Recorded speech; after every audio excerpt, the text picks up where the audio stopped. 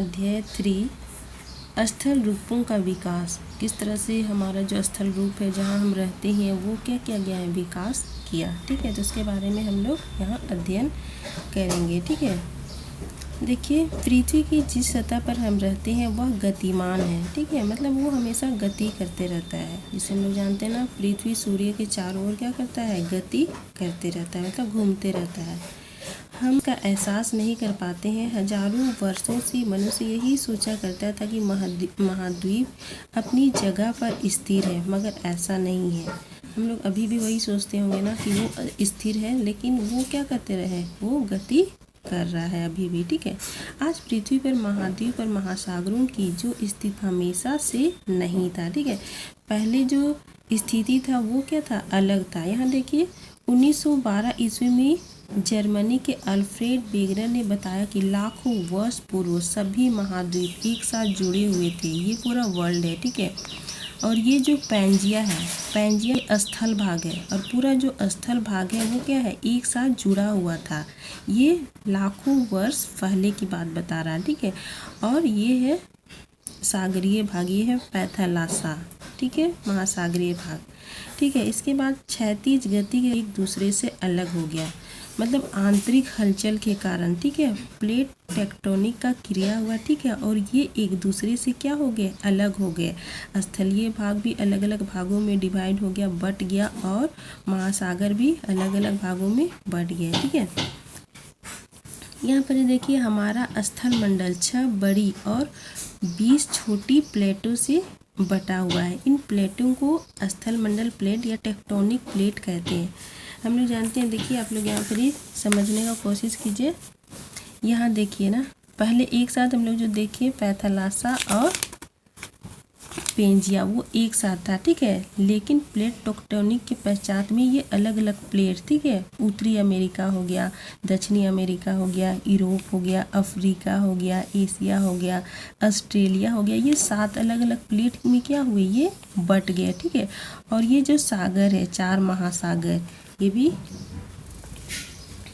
भी अलग अलग भाग में क्या किए, बट गए। ठीक है, हम लोग जानते हैं ना, प्रशांत महासागर, अटलांटिक महासागर, हिंद महासागर और आर्कटिक महासागर। हम लोग जानते हैं जिसमें सबसे बड़ा जो महासागर है वो है प्रशांत महासागर।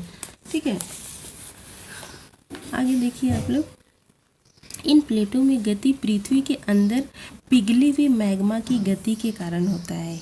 इन प्लेटों की सीमाओं एवं भूकंप पर ज्वालामुखी जैसी प्रक्रिया प्रायः होते रहती है। हम लोग जानते हैं पृथ्वी के आंतरिक हलचल होते हैं। ठीक है, वो मैग्मा और लावा के कारण इस तरह का क्रिया होते रहता है, और इसके फलस्वरूप ये प्लेट क्या हो गया, अलग अलग भागों में बट गया। ठीक है, और ये मुख्यतः 2 क्रिया के कारण संपन्न होता है, पूरा होता है। पहला देखिए अंतर्जनित बल, मतलब पृथ्वी के अंदर में जो क्रिया होता है उसके फलस्वरूप इस तरह का क्रिया हम लोग देखने को पाते हैं। और एक होता है बहिर्जनित बल, और इसमें देखिए अंतर्जनित बल में ऐसे बल पृथ्वी के आंतरिक भाग में उत्पन्न होते हैं। ठीक है, और बहिर्जनित ऐसे बल पृथ्वी के सतह पर उत्पन्न होते हैं। ठीक है, मतलब बाहरी भाग में, सतह पर। ठीक है, इसको देखिए स्थल मंडल को प्रभावित करने वाले बल कौन कौन सा बल है जो इसके कारण स्थल मंडल जहाँ वो क्या होता है, प्रभावित होता है। यहाँ देखिए अंतर्जनित बल और ये है बहिर्जनित बल। ठीक है, इसमें देखिए किस तरह से पृथ्वी के अंदर में क्या होता है, हलचल होता है। देखिए आकस्मिक बल और पटल विरूपण बल। ठीक है, यहाँ पर देखिए किस तरह से अचानक से पृथ्वी के अंदर में हलचल होता है, भूकंप की क्रिया होता है, हम लोग जानते हैं ज्वालामुखी होता है, भूस्खलन होता है। ठीक है, और आगे देखिए यहाँ पर ही पटल विरूपण बल, फिर पर्वत निर्माणकारी होता है। ठीक है, और यहाँ देखिए बहिर्जनित बल, किस तरह से पृथ्वी के ऊपरी भाग में क्या होता है, हलचल होता है, अपर्दन और निक्षेपण के कारण। ये अपर्दन और निक्षेपण कैसे होता है, ये नदी के पवन से, हिमनन से, समुद्री तरंग के कारण इस तरह की क्रिया हम लोग देखने को पाते हैं। ठीक है, इसको हम लोग आगे डिटेल से पढ़ेंगे। सबसे पहले देखिए ज्वालामुखी क्रिया ना, ये आकस्मिक बल है ना, ज्वालामुखी क्रिया। देखिए यहाँ पर ज्वालामुखी का अभिप्राय पृथ्वी की सतह पर विद्यमान उस छिद्र या दरार से है जिसे होकर गर्म लावा, गैस, पत्थर के टुकड़े तथा छिद्र आदि बाहर निकलते हैं। पृथ्वी के अंदर ना लाखों हजारों वर्ष के पश्चात में अत्यधिक गर्म हो जाने के कारण ये क्या करता है, पृथ्वी को फाड़ के या तो छेद करके उसे वहाँ से क्या करता है, वो बाहर निकलता है, ठीक है। और जिसे हम ज्वालामुखी क्रिया कहते हैं, ठीक है। और जब धसाव या अन्य कारण से ज्वालामुखी का विस्तार काफ़ी हो जाता है उसे कालडेरा कहा जाता है, ठीक है। समझ में आ गया होगा पृथ्वी किस तरह से ज्वालामुखी क्रिया होता है। और पृथ्वी के बाहर जब वो निकलता है उसके बाद ठंडा होने के पश्चात में वो क्या करता है, चट्टान का निर्माण करता है, ठीक है। आगे देखिए ज्वालामुखी के प्रकार। मुख्यतः ज्वालामुखी के 3 प्रकार होते हैं, ठीक है। उसमें पहला देखिए सक्रिय या जागृत ज्वालामुखी। सक्रिय या जागृत ज्वालामुखी समय समय पर मतलब सक्रिय रहता है, वो कभी भी क्या कर सकता है, पृथ्वी को छेद करके वो पृथ्वी से बाहर निकलता है, ठीक है।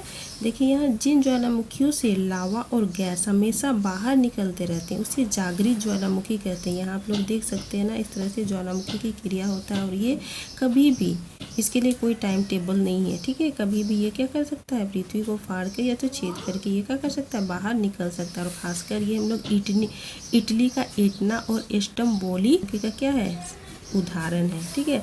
आगे देखिए प्रसुप्त ज्वालामुखी। प्रसुप्त मतलब वो थोड़ा शांत है, ठीक है, लेकिन भी ये समय समय पर यह क्या करता है, पृथ्वी को छेद करके वो बाहर निकलता है अचानक से विस्फोट होके। और खासकर ये जो ज्वालामुखी क्रिया होता है वो इटली का विसुवियस ज्वालामुखी, ठीक है। और तीसरा है शांत ज्वालामुखी। शांत ज्वालामुखी मतलब ये हो चुका है, मतलब इसके ज्वालामुखी निकलने का चांस नहीं देखा जाता है। इसमें देखिए ऐसे ज्वालामुखी का उद्गार पूर्व तथा समाप्त हो जाता है, पूर्णतः समाप्त हो जाता है, ठीक है, तथा उनके मुंह में जल आदि भर जाता है अतः झीलों की रचना हो जाती है। इसमें पुनः उद्गार की संभावना नहीं पाई जाती है।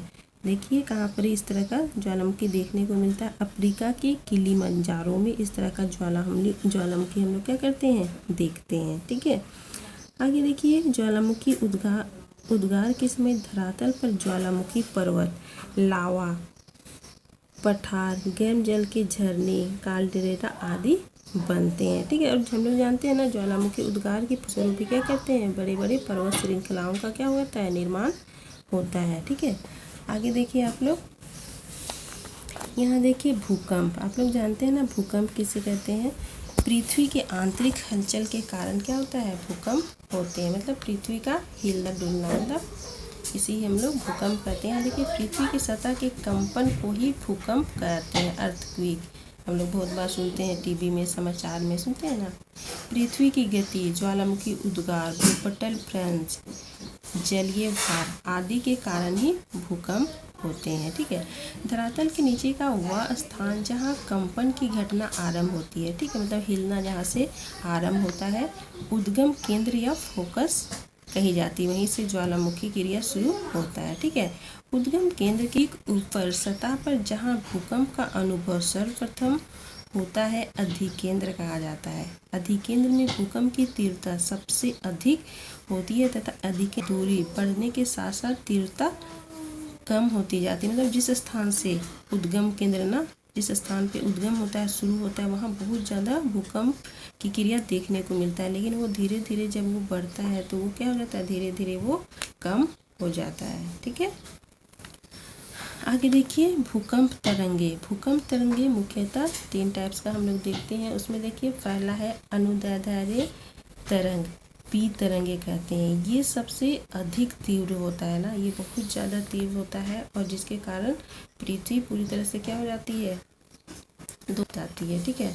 और यह देखिए दूसरा में अनुप्रस्थ या तो एस तरंगे, इसकी गति पी तरंगों से कम होती है, मतलब इससे कम होता है। तीसरा देखिए पृष्ठी या एल तरंगे, इनकी गति सबसे कम होती है, ठीक है। हम लोग देखते हैं ना पृथ्वी को जो नापते हैं, पृथ्वी की तीव्रता को नापने के लिए हम लोग भूकंप लेखी या तो फिर रेक्टर पैमाना का हम लोग क्या करते हैं, उपयोग में लाते हैं कि वो उसका जो उद्गार था वो कितना तेज था, ठीक है।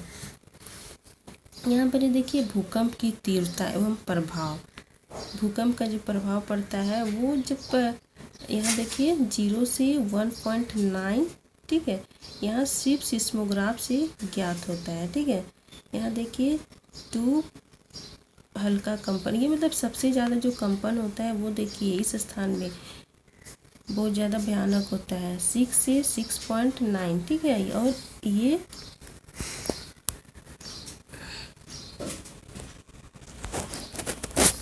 ठीक है, यहाँ इस इतना ज़्यादा जो भूकंप ये होता है, उद्गार होता है, तभी क्या करता है, बहुत ज़्यादा क्या करता है, प्रभावित तीव्रता, इसका जो तीव्रता रहता है जैसे 6 से लेके 6.9 तक इसकी जो तीव्रता रहती है, ठीक है। इसी से क्या करता है, ये पूरा स्थान को क्या, उस स्थान को पूरा प्रभावित करता है, और इसी के बाद बहुत ज़्यादा क्या होता है, खतरा होता है, ठीक है। आगे देखिए किस तरह से हम लोग क्या कर सकते हैं, भूकंप से बचाव कर सकते हैं। भूकंप आने से पहले को क्या क्या करना चाहिए, आपातकालीन योजना बनाना चाहिए, ठीक है। घर से सुरक्षित स्थान की पहचान करना चाहिए। घर की बीमा पॉलिसी समय समय पर विशेषज्ञों के द्वारा घर की नींव की जांच कराना चाहिए, ठीक है। मतलब कब भूकंप आने वाला है उसकी हम लोग को जानकारी लेते रहना चाहिए समय समय पर, ठीक है। और घर भी हम लोग को ऐसा बनाना चाहिए कि हम उससे क्या हो सके, जब भूकंप आए तो उससे हम बचाव खुद को कर सके।